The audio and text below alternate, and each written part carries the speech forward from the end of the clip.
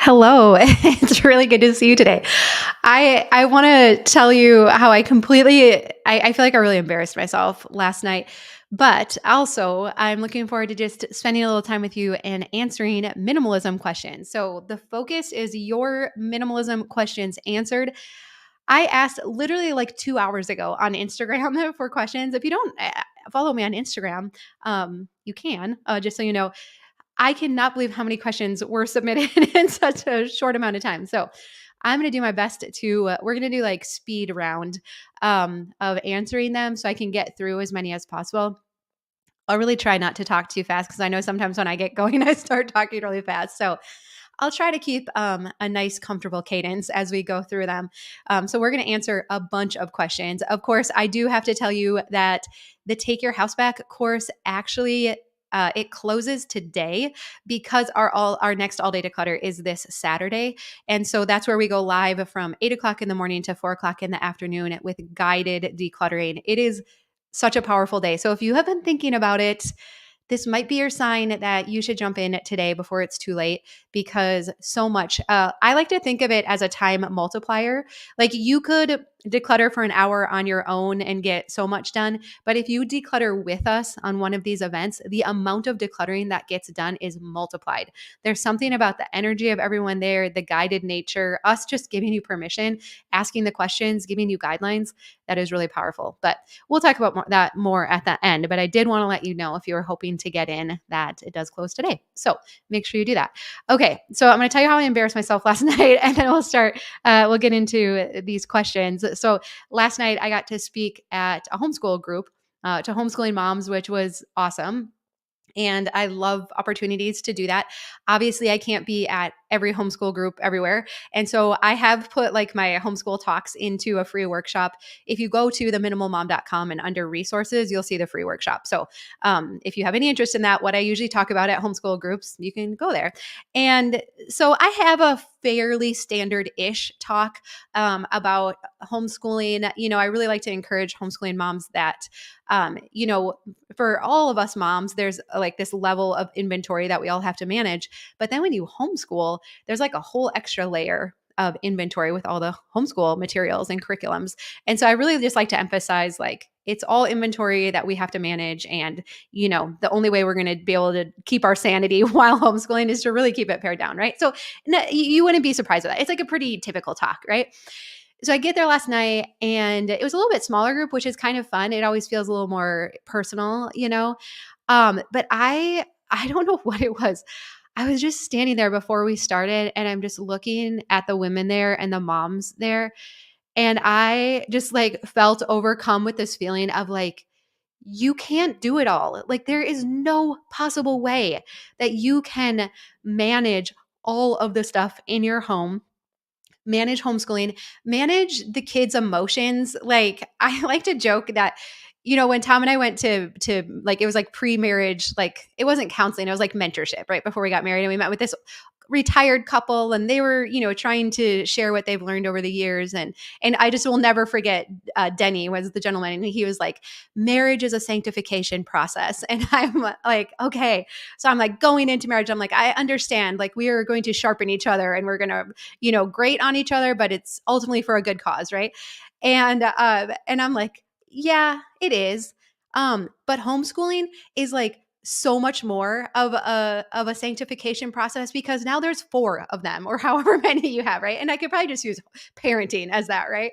Like no, like that is way more a sanctification process.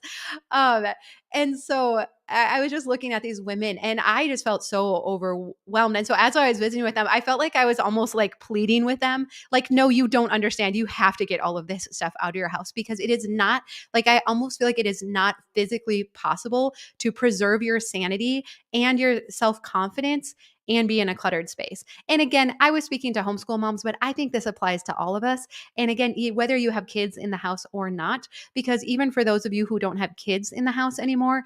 You have big things that you're going through, caring for aging parents, stressful relationships. Maybe your marriage has been a very highly sanctifying process and it's hard, right? We all have these things. Adult kids, we like to think kids get easier when they're out of the house. And I know for many of you, that's not always the case. And so I know if I asked each one of you right now, like, what's your big thing that you're going through and dealing with? I like, it's all different and it's all the same, right? And there's no possible way that we can manage it all and do it all. But what do we think? And then this is what I think as I was looking at the women was that what I felt was you're blaming yourself. You think you should be doing better and you should be more organized and you should be able to stay on top of it. But you're not the problem. The stuff is the problem. You're not the problem. The stuff is the problem. And when we look at everything on our plate, I've shared this quote from Esther Perel recently that said, it's not about balance, it's about allocating resources. We simply do not have enough of the time resource to manage all of the physical crap in our house and the other things that we are required to manage. And so when we look at all these things that we have to manage and where we allocate our time resource and our bandwidth, energy, emotional energy, one of the things that we can control is actually the inventory in our house and the stuff in our house. And so if we can pare that down so we don't have to allocate so much time and energy to it, then that frees up some of that resource that then we can put other places. And that's what I feel, I've talked a little bit how this has just been probably one of the busiest seasons we've ever been in with the ages of our kids. Now they're 9 through 14 and they're just in more things. And I'm highly aware we still keep our schedule probably more simplified than most other families that I know. And it's still a lot. There's just still a lot of really great opportunities that I'm glad they get to be part of. And so my time resource is limited right now. And I have been so grateful over these past 6 months that our house is so highly simplified so that I still can keep it tidy and peaceful, that we have a safe place to come home to where we can just let our guard down and reset and regroup and relax and, do all the things before we have to face the day again the next day. And so I'm so grateful for that. And so, we've been minimalist for over 8 years now, and I would never go back. Never in a million years. You could not pay me enough money to take all of that stuff back because I'm so convinced of the benefits. And so, like I always say, I want that for you too. There's so much of this we can't control, but you can control the inventory in your home. It's not always easy, but that's why we have to stick together. And that's why you join things like the Take Your House Back course so we can coach you and come alongside you and say, hey, super normal, that stuff you've accumulated, super normal. May we please help you be able to work through that and to declutter it, because we know we have some odd attachments to things and it happens and it's fine, right? But if we stick together, like I said, it's like a time multiplier, and we can get so much more done because you don't have extra time to devote to decluttering either most of the time, right? So I know you have good intentions, but we can't always get there on our own. Okay. So let's go to the questions about minimalism. This is already a great question. Is there anything you would change from your journey? I also had seen on Instagram someone had asked, like, if you could go back and tell yourself 8 years ago, like, what would you tell yourself? And what I would say is, let it all go. If you are not using it, like, I like the 1 year rule right now. If you haven't used it in the past year, you don't know for sure you're going to use it in the upcoming year. Just let it go. Just skip the debating and all the layers of the onion, and then I'll get to it in the next layer. Like, just skip ahead, like fast forward to getting rid of 85% of the stuff, because I didn't miss any of it, none of it. And, there's value in the process. We learn through it. We gain confidence. So I understand that. And I don't want to make light, because I do think there was a lot of valuable things learned in the process. And also, most of us could go faster if we would be willing to realize that this stuff isn't actually adding value and it's not doing anything productive for us. How do you keep your wardrobe minimalist? So we just last week went through Project 333 in our mentorship group. And so Project 333 was created by Courtney Carver, and it's where you challenge yourself to have 33 items: clothing, accessories, shoes, boots, if you're in a cold weather climate, yes, it even includes your coat. It doesn't include pajamas, undergarments, or workout clothes. But Courtney always clarifies workout clothes have to work out. All right. But you have 33 items. And so we just went through this. We did a whole workshop on it last weekend in our group. And again, every time I revisit this, I am so convinced of the benefits of it because when you're only picking out 33 items for the next 3 months, do you know what you don't do? You don't put someday things in there. You don't put things that don't fit because that would be giving up a precious slot. So you end up creating a wardrobe that when you open your closet doors and you go to get dressed, everything fits. Like it's actually an option for what you have to wear today. And the extra stuff, what you don't pick up out for these 3 months, you just pack it away. And I love this because you can't make a mistake with it. You get to just do an experiment and see if it won't be just awesome for you too. And so I love this challenge. We can link to more details about like the full details for it, but you pick out your 33, you just pack the rest away. If there's obvious donations, don't even waste your time packing those up. And then you revisit it again in 3 months. And so maybe you've lost weight, maybe you haven't. It doesn't matter because you don't have to make that decision if you're going to let those things go now. You just try this out for 3 months. And then in 3 months, you readjust your wardrobe. You can pull things back out of your storage. You can swap things out, anything like that. And what I love, again, when we do this, and then I see the comments in our group of like, oh my goodness, this makes getting dressed so much easier. And so, again, when we're talking about allocating resources, please do not waste your precious time and energy on getting dressed in the morning. So it makes it easier to get dressed. It's like no thought required. And you'll also find that now you don't have clothing mess in your bedroom or wherever you keep your clothes because you just keep them picked up. Like last night, I wore my favorite brown sweater when I went to the homeschool group and I got home and I put it away because I take better care of my clothes and it's just not a lot to keep up on. And so I just put it away right away. If it needed to be washed, I would have made sure it got to the laundry room so that it could get through the laundry in a timely manner so I'd have it to wear again. And so that was a benefit I wasn't even expecting. It was kind of like a side benefit that you no longer have clothes everywhere. And yes, people will then ask, does this work for kids too? Yes, except I use less for kids. I did 5 and 5 when our kids were younger, 5 tops, 5 bottoms, 2 sweatshirts. And that worked awesome too. And I know like our kids play outside and they get dirty and sometimes they go through more than one outfit in a day. Still, it totally works. And it's just one of those things you can't really know unless you try it. But like I said, it's like you can't make a mistake on it because you're just packing the stuff away and it takes much less time than you might even be imagining. Oh, we will talk about spouses. Yes. Okay. Children's books can't seem to pare them down. Get rid of them? Question mark. Find better ways to store. No, don't. So if any part of your house feels hard, it's still an inventory issue. There's still too much stuff, and better organization isn't going to solve the problem. We have to continue to pare it down. Kids, especially, are minimalists at heart. And even in the book Simplicity Parenting, do I have it here? Kim John Payne will say, kids actually find comfort in the repetition of reading familiar books over and over again. And so we think in order to raise creative kids and smart and all the things, we need tons of books. But you might find that having a small collection at home and then utilizing the library as they grow and change is very effective. You get to manage less at home. Kids find comfort in the repetition. They can easily keep their collection picked up. But often it's us as parents getting over our idea of how many books kids should have and what would it look like if we don't have lots of books when people come over, or all the different things that play into that. So I would keep working on simplifying them. If you need to use a time with Helbin, that can be helpful as well. How can I be minimalist if no one else in the house wants to? Well, Irene, you just focus on you and you do your wardrobe. And for me, I was in charge of the kitchen, so I did the kitchen. I was in charge of kids' toys, so I did kids' toys and then kids' clothes. And when I finally brought Tom in, I was like, don't worry, I'm not going to touch any of your stuff. Like, I'm just doing these. But he had started to get to experience it. And so I let everybody have their own process. Obviously our kids were younger, but even now with our kids, like they can keep what they want to keep in their bedroom and they need to keep it picked up. Like you can have standards, like you can keep as much as you want in your room, but having stuff on the floor is not storing it or keeping it like that. We keep garbage on the floor, right? Like if it's on the floor, to me, that's communicating that you've lost value for it or you have too much inventory to manage. And so we're going to just have a rule that we don't store stuff on the floor. And so so we can put some guidelines in place. Again, it varies based on how old your kids are.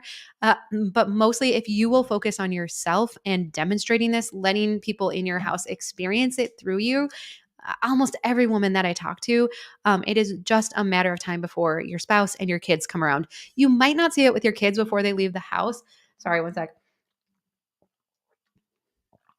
But you are setting an example for them and they're learning things that they can draw on later, even if it doesn't feel like you're successful while they're under your roof, that's okay. You're still teaching them valuable things. How do you handle excess stuff that needs to be used up, like cleaning supplies, candles, or food? And so, great question. So, now that I'm further down the path, I'm very careful. I don't stock up on extra stuff. There's a difference between like emergency stuff, like an extra food storage or water. I understand that, but I don't buy in bulk. I just am not good at managing that. So when it comes to these things, you need to know yourself. Are you the type to systematically work through these things that you've stored up? Or do you need to let some of it go because it's overwhelming to you to manage all of this extra inventory? So I had shown like under our kitchen sink, Tom got 2 big things of Dawn dish soap, which is great. We use a fair amount of dish soap. It would not be my preferred method though for managing dish soap. But I'm like, I am not going to waste this. We will use it. So we've been systematically working through it. But I also came across like a grill cleaner spray that I got at the dollar store. And I thought, I don't know, I've never cleaned the grill in my life, but I saw it there and I'm like, maybe Tom will want to use this. It's never been used. And so I'm like, I'm going to let that go because I'm not going to keep it in the off chance that he decides to clean the grill and ask me for a cleaner. Like there's plenty of other things that we could use in place of it. So really, really realistically ask yourself, am I going to burn this candle now in the next couple months or should I just donate it? Cleaning supplies, fair care, hair care, face stuff. Am I systematically going to work through it or is it just simply too much? And I'm not going to allocate my time and energy resource to working through and using this stuff up. You get to choose that for yourself.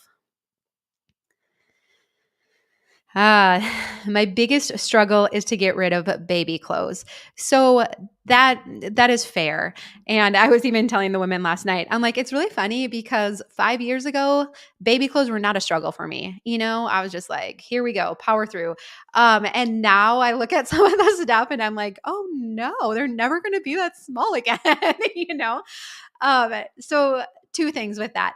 Don't start there. Don't start with decluttering sentimental things or anything that potentially could hang you up. And then number 2, the power of the memory boxes. And so have a memory box for each person in your household. You know, a Rubbermaid tote works well, but we have to have some kind of limit to how much we're going to keep.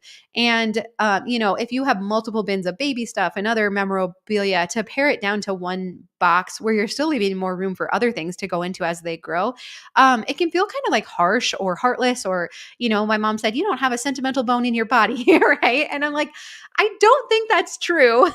But I recognize that if we will create a memory box, that this is a gift that I'm giving my kids. It is a curated collection of their most favorite things. And what a gift to give to them because I think back, and again, no fault, mom. I know my mom will listen to this. She's my number one super fan and she's the coolest. I'll answer this question next. But if we still have childhood stuff kind of spread around there upstairs in their house.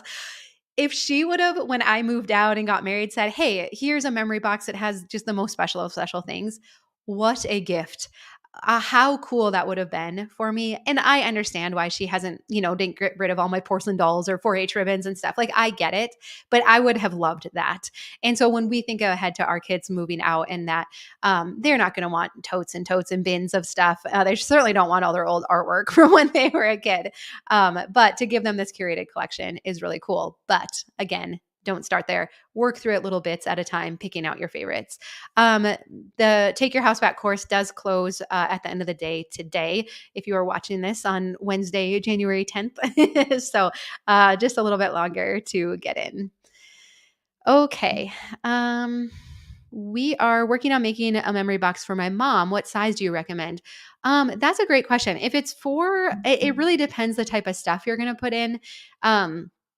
And so you might want smaller than a regular, like a just kind of a traditional size Rubbermaid tote.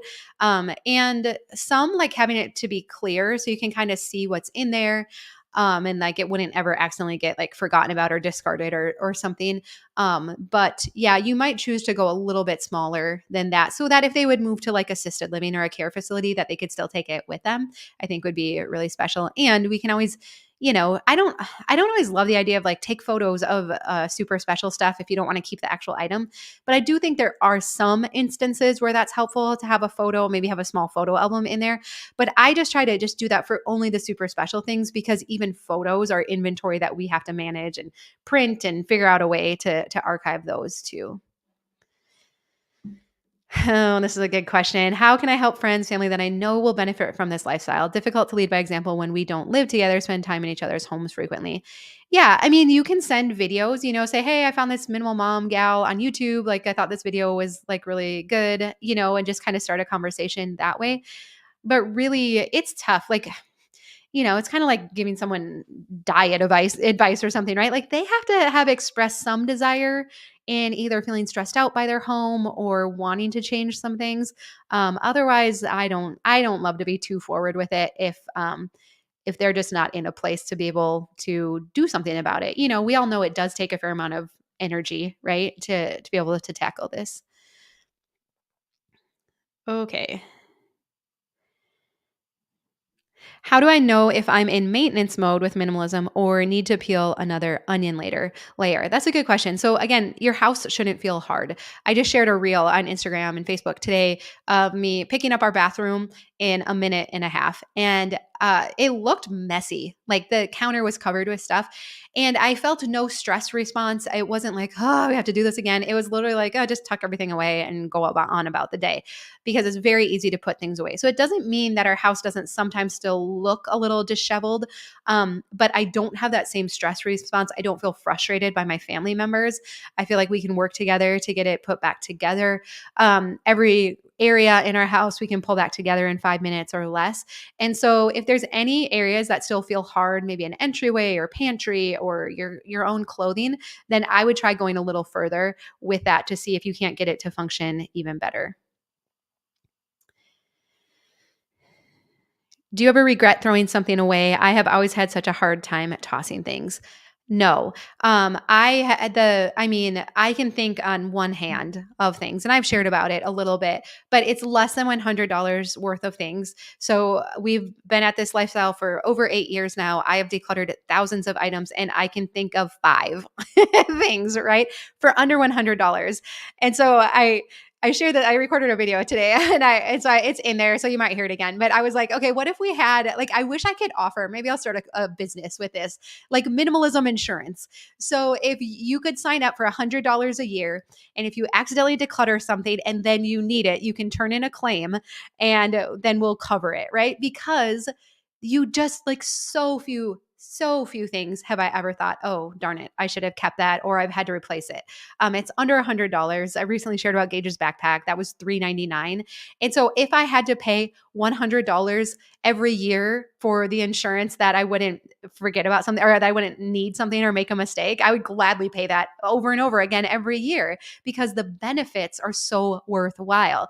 And so I know I can't actually offer a guarantee, but from my experience, from the experience of all of the hundreds of women that I get to interact with, hardly anyone has ever said, oh, I made a big mistake. It's actually very clear the things you use every single day. Like I wouldn't declutter my Casa Shalom mug because I use it almost every day, right? It's very clear the things we use all the time, and we're creatures of habit and we use the same things over and over again. And then we just have all this other stuff. And I know we don't know, and we think maybe you're not going to miss it. You're not going to need it. And we don't have the capacity to continue to manage those types of things. Oh, no, Lisa, don't rent storage. I don't know. I missed a comment there, but I will second that. Don't rent storage. I am trying to even think. Sometimes when people move, they might need a storage space, and I don't want to guilt anyone here who might have a storage space, but if you don't take one out, like no. uh yeah, okay. Yeah, any advice on applying minimalism principles to a budget, focusing on pulling my finances under control this year. Yeah, decluttering and minimalism go hand in hand with getting out of debt. I hear from so many, like I started decluttering my house and then it was just natural because what we're doing is we are unhooking ourselves from consumerism. We're confronting ourselves with the mistakes we've made and learning to be okay with that. And I talk about marketing a lot because it's fascinating to me, and this idea that if someone is going to sell you something, what they have to do is they have to tell you how this product is going to make your life better, easier, you're going to look cooler. So some selling benefit. So I'm going to say, I'm going to sell you this water bottle. You've heard me talk about this, right? I'm like, it's so easy to drink from. I drink more water from it. It keeps it cold all day long.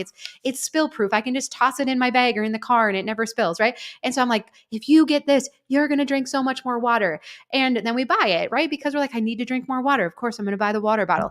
And then we get it home and we realize the thing doesn't actually make me drink more water, right? Like I actually have to fill it and keep it next to me and be intentional about doing it. And so sometimes these products pay off and it was a good investment. I like this water bottle, right? But other times we end up with a cabinet full of water bottles that promised us they were going to do these things, or kitchen gadgets or extra clothes or toys that we think are going to entertain or educate our kids. And they just don't live up on it. And so that's the thing about how we unhook ourselves from consumerism is we look at the data and we're like, I have all these like unkept promises in my house, all these empty promises that marketing made to me that these things were going to make my life better, and they didn't. And so then next time I go to buy a water bottle, I'm like, fool me once, right? Like you're not going to get me again. And I'm like, I'm just going to use one I have at home. I don't need to buy a new fancier water bottle or clothes or all the other things. Like no, like that didn't actually make my life that better. The number of things that are actually add value to my life are actually so few. It's quite remarkable. I'll stop saying actually. Quite remarkable how few things actually make my life better and that I use every single day. And so getting out of debt just goes right along because we can just cut off the unnecessary spending. It still takes work, don't get me wrong, but much easier when you pair it with decluttering and not making the purchases that you might have in the past. Oh, yeah, we got QE crates. How long do you keep the things you've made with those? Till they lose interest. So I've shown recently that the boys made a car out of a cardboard box. Well, first it was like a mask, and then it was a car, and they played with it for 2 or 3 days. And then I'm just always like and it was a big box, right? And so my radar is always like, okay, have they lost interest? Have they? Yep, no longer playing with it, right? So after a week, I recycle it. Sometimes if they that they didn't put a ton of time into, if they've put a lot of time into, I'll be like, oh, hey, are you guys playing with this anymore? And often they kind of know that's code for it because mom's ready to put it in the recycling. And then they'll say yes or no. And then if they say yes, oh yeah, we're still playing with it. I'm like, okay, cool. Then like if you play with it today, then for sure we'll keep it longer. And if they do, we keep it. And if they don't, I recycle it. And so something I try to really like reinforce with the kids is that the fun is in the creating, not the keeping. It's actually not fun to manage lots of old craft projects and to find a way to store them and all that. And so I have these conversations with them, and now it's not a big deal at all. And they know we always keep the most special of special things that goes into their memory box, and we keep those. But the other stuff, I don't even take pictures of it. I know a lot of moms are like, okay, we'll take a picture of it. That's still inventory that you have to manage, right? So I don't want them to think we have to archive these things forever. It's okay. It can just be enjoyed for these couple days that we did it, and then we can move on to the next thing, and that's totally fine. Okay. Um Yeah, how do you handle the I wish I held on to that when you realize you need something? So we've kind of been talking about that a little bit. It just I'm just always looking at it as a trade-off.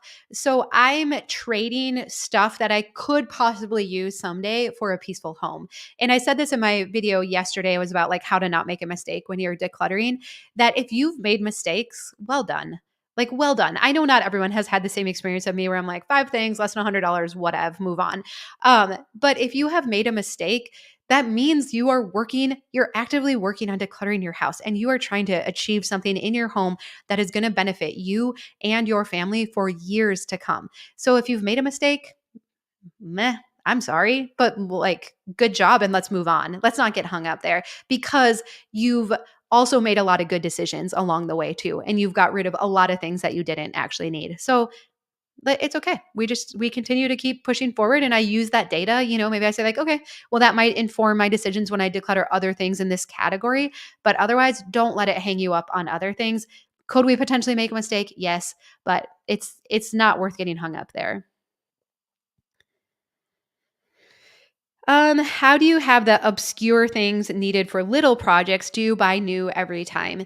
So, something I'd like to ask myself more recently is like, do I have a dedicated spot for that? So, here I'm actually just seeing something I've been going back and forth on. Um, I have some like little lights in here, and they came with these little colored things. So, if you ever wanted to make them colored, I know like I wouldn't like I don't anticipate using the blue ones. Like that seems weird, right? But I'm like, I don't know. Would you want the warmer ones? But even now, as I'm holding that up, why would I want yellow light, right? Like that's not in style or cool. And so, a question that I've started asking myself is, do I have a dedicated spot for this? So, if I would get the itch to put a colored plastic thing on one of these lights, would I know? It kind of goes along with Dana. Like, where would I look for it first? Do I have a spot where it would even occur to me to look for this? And the answer is no. So, what past experience has told me is that if I were to hang on to these, I would not remember they were there, and therefore they are not useful to me.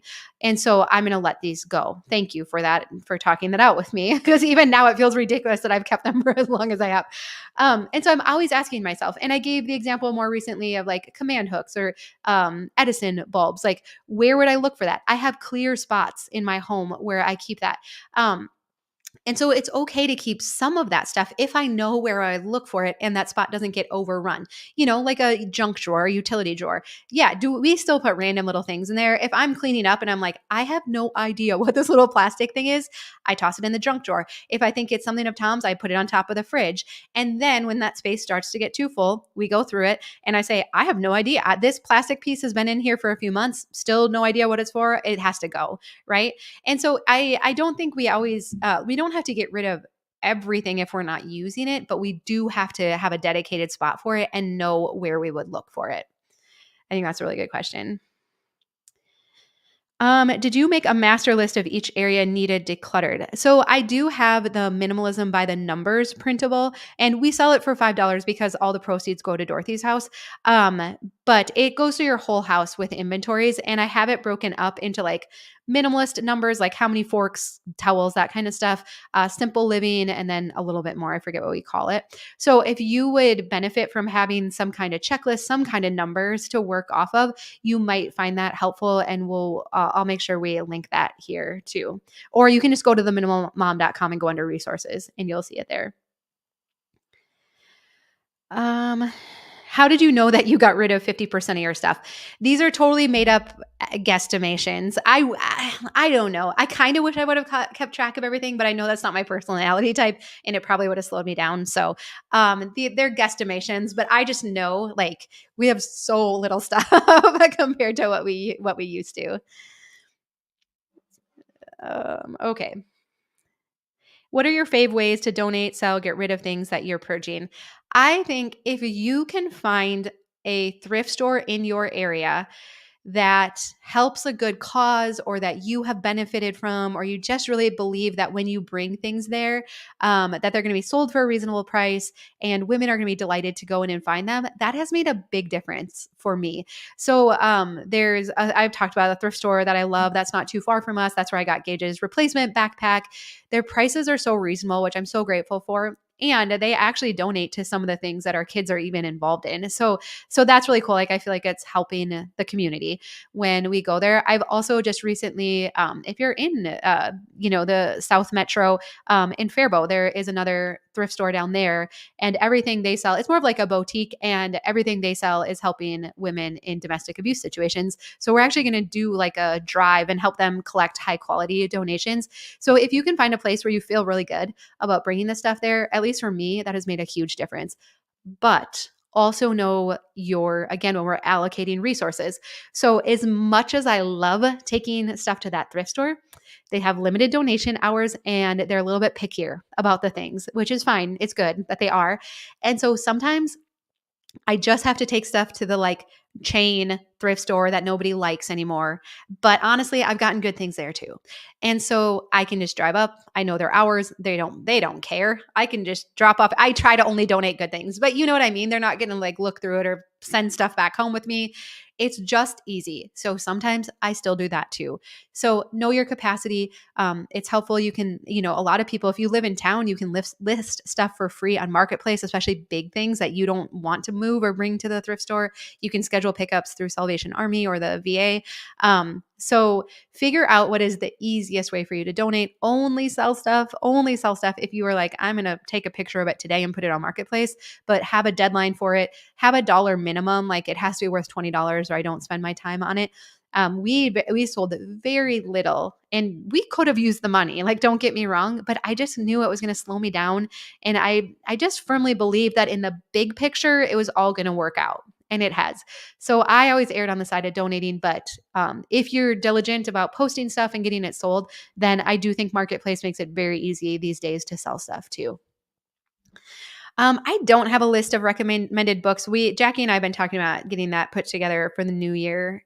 Here, I really like Let It Go by Peter Walsh, especially if you have troubles with sentimental things or things you've inherited. And then also in our mentorship group in February, we're going through the book Keep the Memories, Lose the Stuff by Matt Paxton. I haven't gotten through the full thing myself, but I heard such good things about it. He is a pro when it comes to knowing what to do with sentimental stuff, especially if you're a little more attached to things.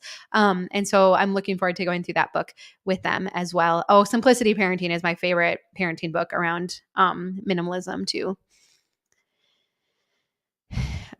We have deep food cabinets that drive me crazy. Even with baskets, I can't seem to make it work. Lower the inventory.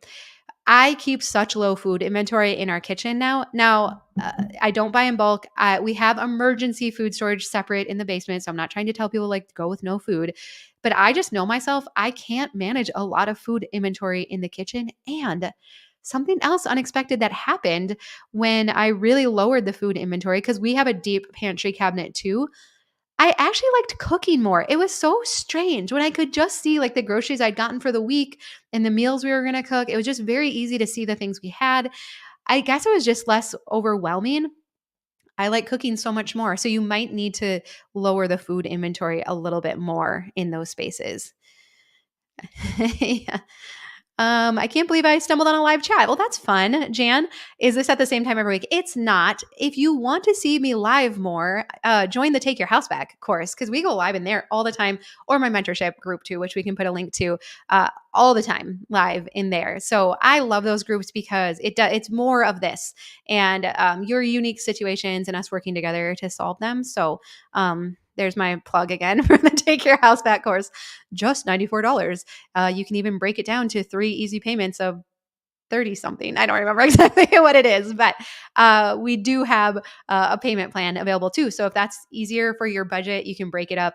And then we get to go live all day Saturday for the all day declutter. We're working in 3 areas this time. We're doing storage spaces for 2 hours, the first 2 hours of the day, then kitchens, and then living spaces, but like main living spaces. But you can always pick like whatever area you need to work on. You can move around with us. You can stay in one area. You can pick your own areas. It's more about the body doubling and us working together. That is really the powerful thing. The energy on that day, it's just hard to describe. It's just, like I said, it's the multiplier. Like it's a magic multiplier to get even more done than you would on your own. So I believe so strongly in it. It's so good. And we extended our refund policy to a full year. So you could buy it now. Again, it closes today. You could buy it now and you could do the whole year if you wanted to and then ask for your money back. No one will, because it's so good. You can log in, never log in, no questions asked, a year refund policy, because we don't want your money. We just want your house transformed. So you stop thinking that you're the problem and you realize that it's been the stuff all along. How to start, how to have toys for kids but not drown in them. Okay, I don't want to get, we only have a few more minutes together and I don't want to get on a soapbox about toys, but if the words drowning, overwhelmed, sick and tired of toys comes to mind when you think of them in your house, you have too many and you need to pare them down. You need to get some boxes, you need to box them up and pack them away. Kim John Kim John Payne, ugh, I'm always mess up with his name, with Simplicity Parenting, he'll say cut them in half and then a week later cut them in half again. I say box up 80% of them. So you can pick the method. Kids do not need so many toys. If you're feeling overwhelmed, they're feeling overwhelmed. And it has never been important for us all to have a peaceful spot to come home to. So, their room, wherever their toys are kept, it's really important that it's simplified. It's too stressful for kids. Kids are not good at managing inventory, and we overwhelm them with so many toys. It's not right. Like, that's not fair to our kids. And so, highly simplify them, box up 80%. They will not miss them. You will not miss them. And don't donate them right away. So if there is a special toy that accidentally got boxed up, they ask for it, you go grab it, and then you go on about your day. But if you will be willing to do that, it will change everything in your house. Like you will not believe the impact that it makes. Your kids will play better. They'll play together better. They won't be coming to you saying, I'm bored. They'll just get deeply engrossed in play. They'll be really content and at peace. Like that's what we want. And then it's also easier once you highly simplify their toys to then also back off the screen time too, because it's easier for them to play when they don't have so much. Oh, God, there's so many questions and so little time, right? I'm trying to like some of these we kind of touched on. So, um, how do you work through the mental emotional side of clutter? That's where like short decluttering sessions are often better for a lot of us because we can start to get decision fatigue and feel overwhelmed. So picking one drawer, one shelf in the closet, one section of your clothing to work on and then stop because we want it to be a positive experience. We want to see progress and a win and then just stop there and not overwhelm ourselves. Also, in inviting other people into the process. If you have like a local friend or someone who could help you, joining something like the All Day Declutter is also very helpful. There's something when you don't feel like you're doing it alone and that you see other people's clutter and you're like, oh, it's actually kind of all the same, right? Like there's nothing wrong with me that I've acquired all of this stuff. Um, let's see. In the thick of having kids, a ton minimal already. How do I do more? I think it's this belief that we all will thrive in a highly simplified home. And so kids aren't good at managing inventory. As adults, we're not actually good at managing inventory either. And so we have to kind of shift our mindset. Like our culture says more toys, different toys, better toys, educational toys. Like you need more of this, you need more variety with their clothes and all of this. But to actually recognize that does not benefit anyone. We actually all thrive in these really highly simplified spaces where it's really easy to see what we have and to put things away. So I switched the question in the beginning. It was, have I used this in the past year? Will I use it for sure in the coming year? And if not, I would declutter it. After that got rid of about like 60 to 70%. Again, I'm making up these numbers of the stuff in our home. And then after that, my next question became, but could I live without it? But could I get by without this thing? And that was like a fun challenge. But again, I had built up my decluttering muscles to get there. And so we can get by with so much less than we think. We're very creative beings. And it's okay to be a little uncomfortable. Sometimes we're so focused on comfort and having all the things we need all the time. It's okay if we're a little uncomfortable. Oh, I decluttered those boots and they would have went perfect with this skirt. It's okay. Because what I got in exchange is worth so much more than that. And so that was my next question. But could we get by without this? And that was really fun when we got to that stage and we went further. And then I really felt like I got to experience the benefits of minimalism. And I fully realized that it was not me all along. I might be a little tad messy, but that just means I have to manage less inventory. So it wasn't me. It was the stuff that was the problem all along. And I couldn't believe how much my confidence in myself grew as we continued to get rid of stuff. It was really cool. So I want that for you too. All right. Well, like I said, the Take Your House Back course, it does close today. We'd love to see you in there. If you join now, you get to join us for the All Day Declutter on Saturday. You'll get more details about that. Also new this year, you can watch it on a private YouTube link. So you don't have to have Facebook or any kind of social media. And it's really easy to join in, to be part of it, to get to just sense the energy and to be part of that. It's really powerful. And again, if it doesn't work for you, you're like, meh, not so great. We'll just give you your money back. So you really don't have anything to lose. All right. Well, I love you. I hope you have a great day. I am continually so grateful for all of your support and how you share my video with friends and family and others. I thank you. Like, thank you so much for that and your kind words. I see your kind comments. I am so, so, so grateful for you. So thank you. All right. I love you. I hope you have a good day, and I'll see you again soon.